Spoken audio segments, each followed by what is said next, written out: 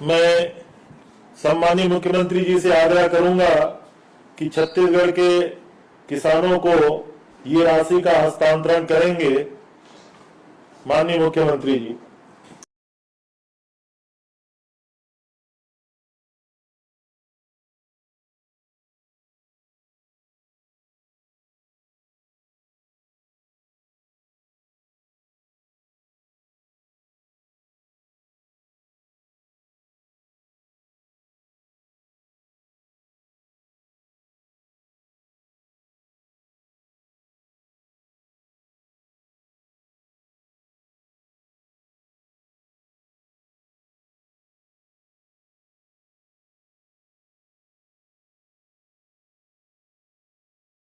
छत्तीसगढ़ सरकार के राजीव गांधी किसान न्याय योजना किसानों के जीवन में नया सवेरा लेकर आई है।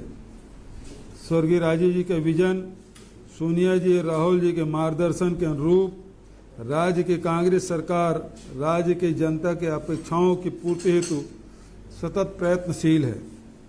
मैं आपको बताना चाहता हूं, कोरोना संकट के बावजूद भी हमने देश के सबसे बेहतरीन माने जाने वाली धान खरीदी प्रक्रिया को संचालित किया और किसानों के खातों में पैसों का अंतरण किया। 21 मई 2021 को राजीव जी के शहादत दिवस पर हमने राजीव गांधी किसान न्याय योजना की इस वर्ष के 1500 करोड़ रुपए की पहली किस्त का अंतरण किसानों के खातों में किया था। आज किसान न्याय योजना की इनपुट सब्सिडी की किस्त के रूप में 1500 करोड़ रुपए की राशि तथा गोधन न्याय योजना के तहत 1 करोड़ रुपए के लगभग एवं 22 करोड़ रुपए गन्ना सब्सिडी के किसानों के खाते में अंतरण करने पर अग्रिम शुभकामनाएं मैं देता हूं। राज्य को धान का कटोरा के नाम से जाना जाता है। भाजपा के पूर्ववर्ती सरकार ने किसानों से धान 21 रुपये प्रति क्विंटल दर से खरीदने एवं 300 रुपये क्विंटल की दर से बोनस देने का संकल्प लेने के बाद उसका क्रियान्वयन न कर किसानों के साथ छलावा किया था। भाजपा के 15 साल के शासन में राज्य के किसान कर्ज में डूबे हुए थे। अन्नदाताओं की खुशहाली के लिए हमने विधानसभा 2018 के पूर्व वादा किया था कि कांग्रेस की सरकार बनने पर किसानों का कर्ज माफ करने के साथ ही धान का क्रय 25 रुपये क्विंटल की दर से किया जाएगा। सरकार बनने के तत्काल बाद हमने सबसे पहले धान का समर्थन मूल्य 2500 रुपया प्रति क्विंटल करने की घोषणा पूरा किया। साथ ही बिजली बिल हाफ करने और किसानों के अल्पकालीन कृषि कर्ज माफ करने का निर्णय लिया।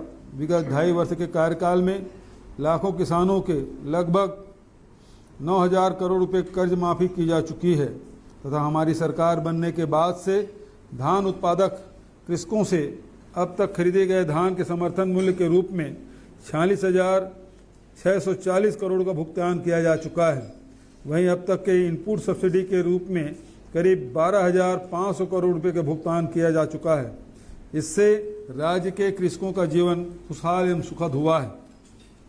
किसानों को उनके धान के फसल का लाभदायक मूल्य मिलने से राज्य में कृषकों के कृषि के प्रति रुचि बढ़ी है, जिसके कारण वर्ष 2020-21 में राज्य के कृषकों से रिकॉर्ड 92 लाख टन धान की खरीदी की गई।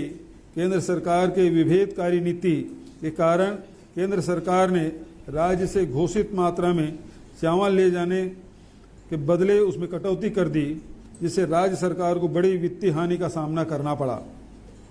केंद्र का अनुकूल रवैया न होने के बाद भी हमने कृषक हितों को सर्वोपरि माना और वर्ष 2021-22 में 100 लाख टन से अधिक धान खरीदने की तैयारी कर ली है।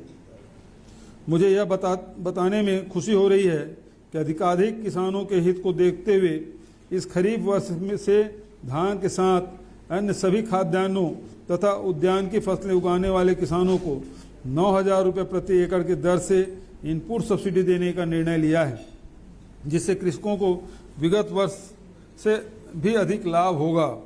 खरीफ वर्ष 2021-22 में धान के साथ ही खरीफ की सभी प्रमुख फसलों मक्का, सोयाबीन, गन्ना, कोदो, कुटकी तथा अरहर के उत्पादकों को भी प्रतिवर्ष 9,000 रुपये प्रति एकड़ इनपुट सब्सिडी दी जाएगी।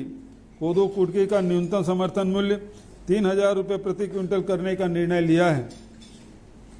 वर्ष 2020-21 के जिन किसानों ने धान विक्रय एमएसपी पर किया था, अब ये धान के बदले कोदो कुटकी, गन्ना, अरहर, मक्का, सोयाबीन, दलहन, तिलहन, सुगंधित धान, अन्य फोर्टिफाइड धान की फसल लेते हैं अथवा वृक्षारोपण करते हैं तो उसे प्रति एकड़ 9,000 रुपये के स्थान पर 10,000 रुपये प्रति एकड़ इनपुट सब्सिडी दी जाएगी।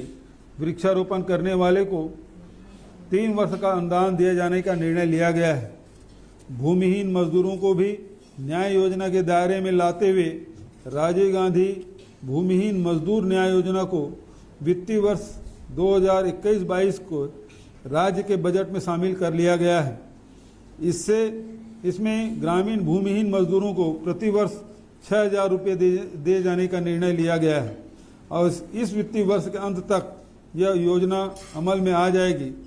इससे लगभग 10 लाख लोगों को लाभ होगा। यह गर्व का विषय है कि लघु वनोपज के संग्रहण में छत्तीसगढ़ देश में पहले नंबर पर है। हमने 7 से बढ़कर 52 लघु वनोपज के समर्थन मूल्य पर खरीदी की।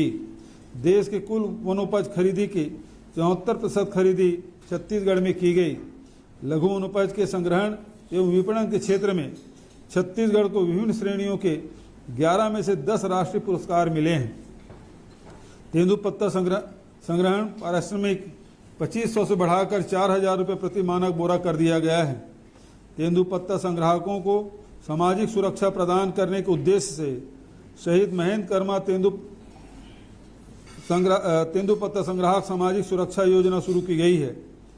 इसमें 12.5 लाख संग्राहक परिवार लाभान्वित होंगे। महुआ का समर्थन मूल्य 17 से बढ़ाकर 30 रुपये प्रति किलो किया गया। वन उत्पादों के रिकॉर्ड खरीदी की गई। एक वर्ष में 2,500 करोड़ की आय वनवासियों को कराने का इंतजाम किया गया। इन सब कार्यों से वन क्षेत्र में रहने वाले लाखों लोगों के आय में उल्लेखनीय वृद्धि हुई है। के अलावा हमने चुनावी घोषणा पत्र में सामाजिक सुरक्षा पेंशनों जैसे वृद्धावस्था पेंशन, विधवा पेंशन आदि की राशि में वृद्धि की भी घोषणा की थी। इस दिशा में हमने प्रशासनिक तैयारी करने का निर्णय ले लिया है तथा हम जल्द ही इसे घोषित करने जा रहे हैं। इससे प्रदेश के दुखी पीड़ित असहाय लोगों की बहुत बड़ी मदद हो जाएगी। कांग्रेस की सरकार सम्मान की सरकार है, न्याय की सरकार है, अन्याय से मुक्ति की सरकार है, यह टीम वर्क वाली सरकार है। सरकार बनने से लेकर अब तक हमारी सरकार ने प्रदेश की जनता के कल्याण, विकास और उत्थान के लिए हर संभव प्रयास किए, जिससे जनता का विश्वास कांग्रेस सरकार पर बढ़ा है। जिससे मेरे एक विधायक साथी, संसदीय सचिव, मंत्रिमंडल सहयोगियों के अलावा मैदानी स्तर से हम वस्तुस्थिति से अवगत कराने वाले हजारों जमीनी कार्यकर्ताओं का पूरा सहयोग रहा है। मैं आशा करता हूं कि आने वाले समय में छत्तीसगढ़ को राजीव जी के सपनों के भारत के सबसे उन्नत राज्य के रूप में निर्माण करेंगे। तो आइए हम सभी सेवा, देश सेवा, प्रदेश सेवा और छत्तीसगढ़ महतारी की सतत सेवा के प्रण लें।